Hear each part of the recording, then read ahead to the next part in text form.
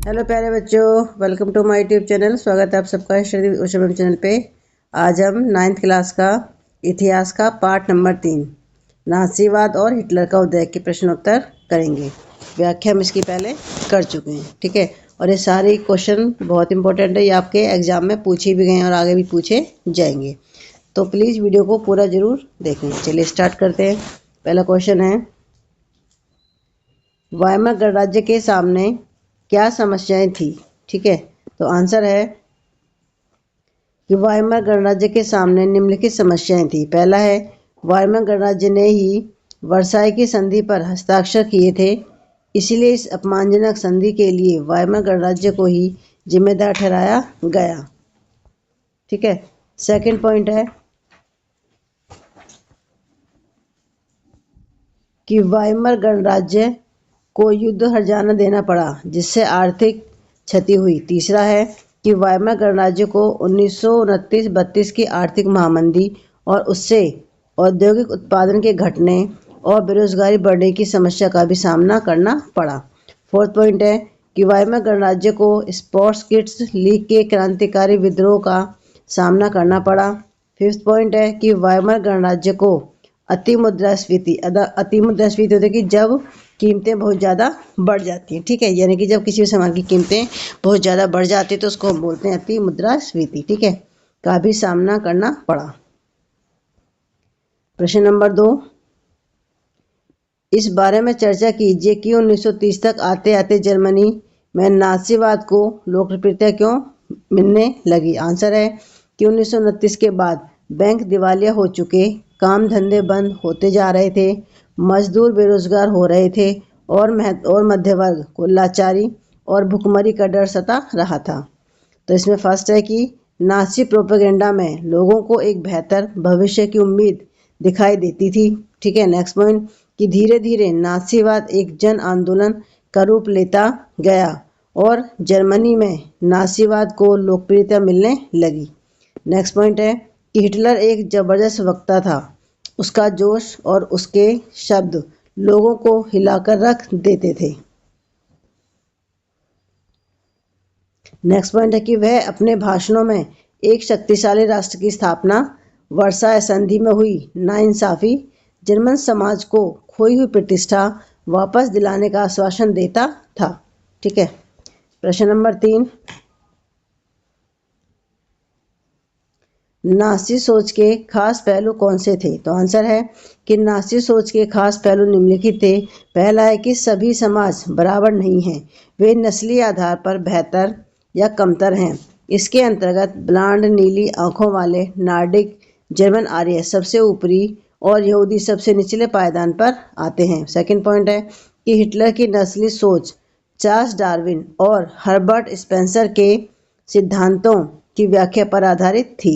Third point है कि नाजियों का विचार था कि जो नस्ल सबसे ताकतवर है वह जिंदा रहेंगी, कमजोर नस्ल खत्म हो जाएंगी।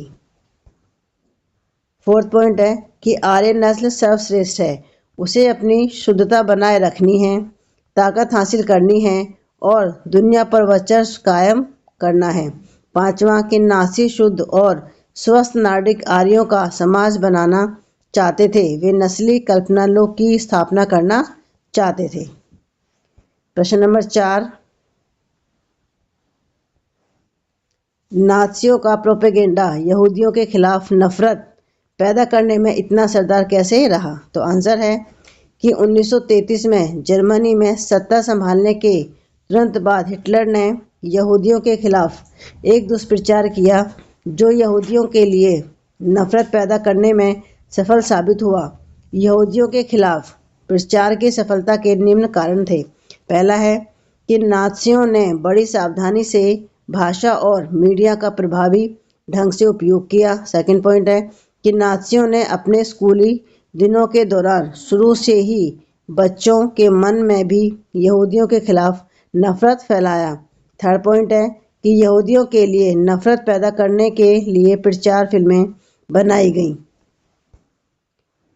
फोर्थ पॉइंट है कि हिटलर ने पहले ही जर्मन लोगों के मन में अपने लिए एक जगह बना ली। पांचवा पॉइंट है यहूदियों से पारंपरिक ईसाई नफरत करते थे। ठीक है। प्रश्न नंबर 5 कि नाज़ी समाज में महिलाओं की क्या स्थिति थी? तो आंसर है महिलाओं की स्थिति। पहला पॉइंट है कि लड़कियों को अच्छी माँ और शुद्ध रक्त वाले बच्चों को जन्म देना उनका प्रथम कर्तव्य बताया जाता था। सेकंड पॉइंट है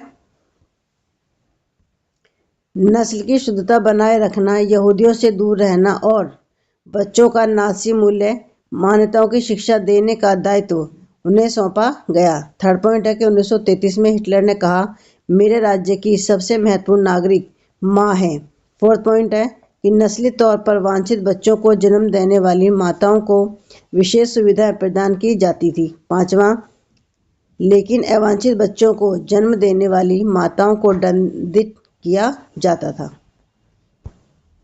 प्रश्न नंबर 6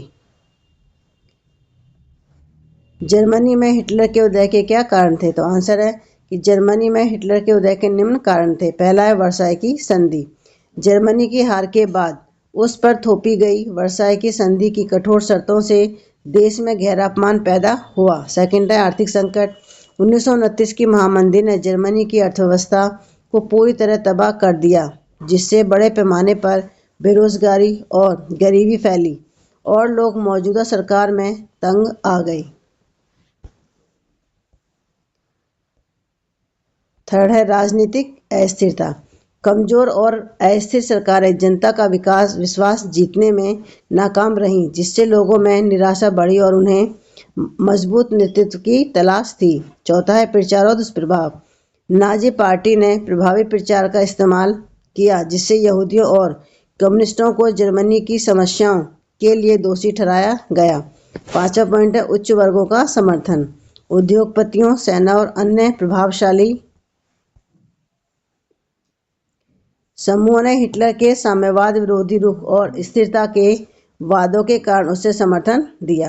अगला क्वेश्चन है कि अग्नि अध्यादेश क्या था? तो आंसर है 28 फरवरी 1933 को जारी किए गए अग्नि अध्यादेश के द्वारा अभिव्यक्ति, प्रेस एवं सभा करने की आज़ादी जैसे नागरिक अधिकारों को अनिश्चित काल के लिए निलंबित कर दिया गया। ठीक है। प्रश्न नंबर 8 वर्साई की संधि के प्रमुख प्रावधानों का वर्णन कीजिए। आंसर है वर्साई की संधि। पहला है कि युद्ध में हुई क्षति के लिए जर्मनी को जिम्मेदार ठहराया गया। दूसरा, युद्ध अपराध बोध अनुच्छेद के तहत 6 अरब पौंड का जुर्माना लगाया गया। थर्ड है कि जर्मनी के सारे उपनिवेश, 10% आबादी, 13% भूभाग, 75% लौह भंडार और 26% कोयला भंडार को मित्र राष्ट्रों ने आपस में बांट लिया।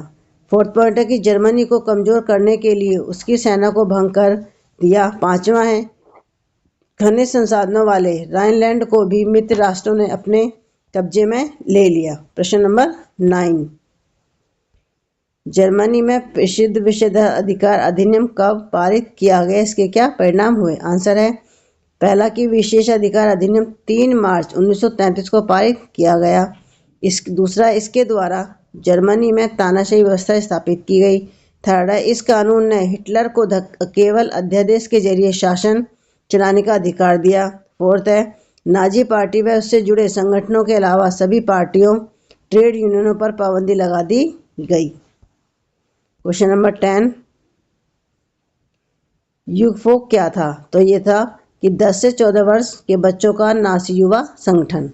प्रश्न नंबर 11 सर्वहाराकरण किसे कहते हैं? तो आंसर है कि समाज के मध्यम वर्ग का गरीब होते होते मजदूर वर्ग की आर्थिक स्थिति में पहुंच जाना सर्वहाराकरण कहलाता है। प्रश्न नंबर 12 नवंबर के अपराधी किन्हें कहा जाता था? तो आंसर है कि जर्मन समाजवादी, कैथोलिक एवं डेमोक्रेट खेमे के लोग जो वाइमर गणराज्य के हिमायती थे को नवंबर का अपराधी कहा जाता था।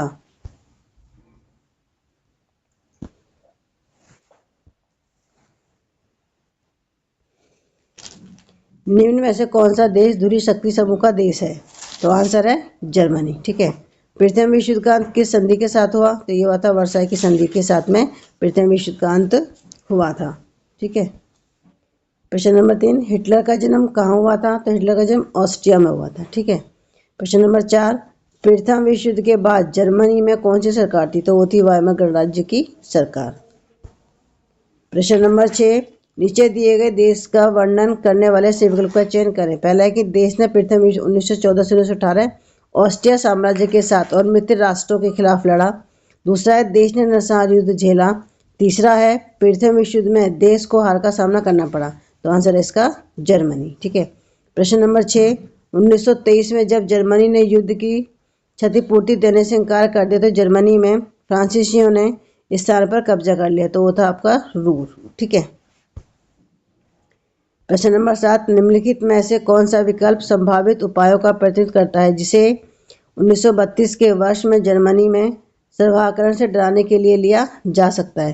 तो इसमें आपका पहला, दूसरा और चौथा, ये तीनों पॉइंट बिल्कुल सही हैं। ठीक है। प्रश्न नंबर 8, अमरीकियों ने हस्तक्षेप किया और जर्मनी को डैश लागू करने के संकट से उबारा जिसने जर्मनी पर वित्तीय बोझ कम करने के लिए क्षतिपूर्ति की शर्तों पर काम किया। तो वो थी दाउस योजना। ठीक है। प्रश्न नंबर 9, कथन ए और कारण आर के रूप में चिन्हित दो कथन दिए गए कूटों के अनुसार अपना उत्तर दीजिए। तो कथन है कि 1932 में आर्थिक संकट से जर्मन अर्थव्यवस्था सबसे बुरी तरह प्रभावित हुई थी। कारण है कि 1929 में वॉल स्ट्रीट एक्सचेंज के क्रैश होने पर अमेरिका से अल्पकालिक ऋणों का समर्थन वापस ले लिया गया था। तो इसमें आंसर ए है कि इसमें ए और आर दोनों सत्य हैं और आर एक ही सही व्याख्या है। ठीक है। प्रश्न नंबर 10, निम्नलिखित विकल्पों में उपयुक्त कथनों की पहचान करके जर्मनी पर प्रथम विश्व युद्ध के प्रभावों का मूल्यांकन कीजिए। तो इसमें पहला और दूसरा दोनों कथन आपके सही है कि जर्मनी ने युद्ध अपराध का बोझ बढ़ाया। ठीक है। दूसरा है कि जर्मनी ने अपने विदेशी उपनिवेश खो दिए। ठीक। तो देखिए ये इस चैप्टर के सारे अच्छे और इम्पोर्टेंट क्वेश्चन थे जो आपके लिए बहुत ही इम्पोर्टेंट थे। ठीक है। प्लीज़ अगर आपको क्वेश्चन अच्छे लगे हैं और पढ़ाया हुआ समझ में आया है तो आप कमेंट करके ज़रूर बताएं। साथ ही और बच्चों को भी शेयर करें ताकि और बच्चों को इसका फ़ायदा मिल सके। और अगर आप मेरे चैनल पर नए हैं तो प्लीज़ मेरे चैनल को लाइक और सब्सक्राइब करना ना भूलें। आज की वीडियो में बस इतना ही। मिलते हैं आपसे नेक्स्ट वीडियो में। Thank you.